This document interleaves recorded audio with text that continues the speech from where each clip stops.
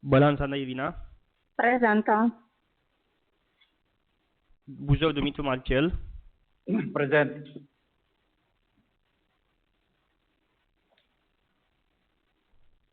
Calapod Andreea, Prezentă. Catinca Viorel, Prezent. Cimpăieșu Gheorghe, Prezent. Dumitru Mihai, Prezent. Gitaru Adrian, Prezent. Lungu Daniela Valentina, Prezentă. Niculiță Nicoleta Laura, Prezent. Pete Carmen Nicoleta, Prezentă. Popescu Carmen, Prezent. Roșca Sorin, Prezent. Țârul Liliana Gabriela, Prezent. Zazu Octavian, Prezent. Agapi Alexandru, Prezent. Bună ziua. bună ziua, Andronache Nicolae Tudor, Prezent. Bună ziua. bună ziua, Apostol Ioan, Prezent. Bună ziua. bună ziua, mulțumesc. Cunoașteți proiectul ordinii de zi din convocare? Da. Dacă sunt observații la ordinea de zi.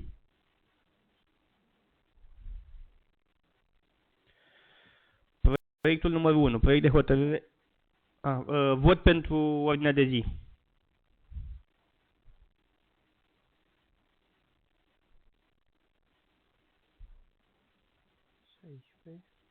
Și mă treci pe mine manual. Da.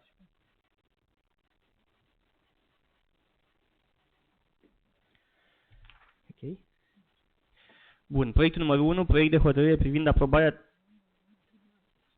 Mai trebuie. Înainte de a intra în ordinea de zi, dau cuvântul înlocuitorului de drept al secretarului general al municipiului Onești, doamna director Bejena Raluca, pentru a prezenta reglementările legale din codul administrativ. Potrivit articolului 228 din Ordonanța de Urgență a Guvernului numărul 57/2019 privind codul administrativ, alesul local aflat în conflict de interese în condițiile prevăzute de Cartea 1, titlul 4 din Legea 161/2003, cu modificări și completări ulterioare, are obligația să se abține de la participarea la emiterea ori adoptarea actului administrativ care ar putea produce un folos material, drept pentru care, în condițiile în care considerați că vă aflați într-una dintre situații, vă rugăm să anunțați. Da, bună ziua, Alex Agapi sunt. Eu nu voi participa la vot, la acest proiect. Mulțumesc. În regulă, mulțumesc.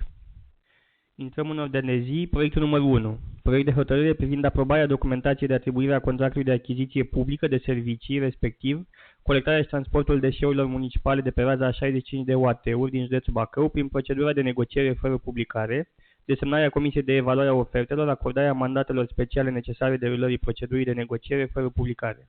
Are cuvântul doamna director. Necesitatea privind aprobarea documentației de atribuire a contractului de achiziție publică de servicii, respectiv colectarea și transportul deșeurilor municipale de pe raza a 65 de UAT-uri din județul Bacău prin procedura de negociere fără publicitate, vine ca urmare a încetării contractului încheiat între Adis Bacău și compania Rompress S.A. la data de 31/1/2026, respectiv prelungită activitatea prin efectul legii până la 2/5/2026 și de asemenea asigurării continuității serviciului de salubritate. În acest context, ADIS a notificat unitățile administrativ-teritoriale asupra existenței unei situații excepționale și a necesității adoptării unei măsuri urgente pentru asigurarea continuității serviciului public de salubrizare până la finalizarea procedurii de atribuire și operaționalizarea noului contract. Ținând cont de prevederile legale care erau menționate în proiectul de hotărâre ce v-a fost înaintat și a celor menționate mai sus, vă rugăm să aprobați proiectul de hotărâre în forma prezentată. Mulțumesc. Raportul a fost prezentat. Avizează Comisia numărul 1. Favorabil. Comisia numărul 4. Favorabil. Discuții pe marginea proiectului. Dacă nu sunt discuții, supun la vot.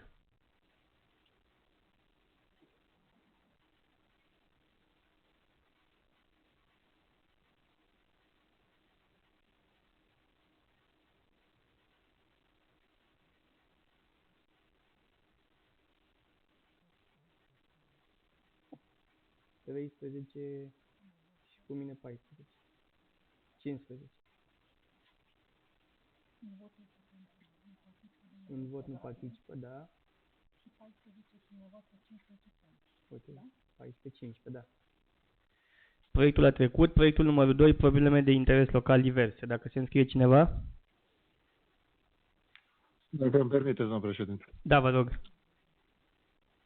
O întrebare. Dacă și când se pot ridica deșeurile în zona de case în Onești, că deja devine o problemă. Am început de astăzi să ridicăm în zona de case, dar nu pot să vă zic exact într-o oră, o zi sau două. Dar am început de astăzi, cu forțe proprii.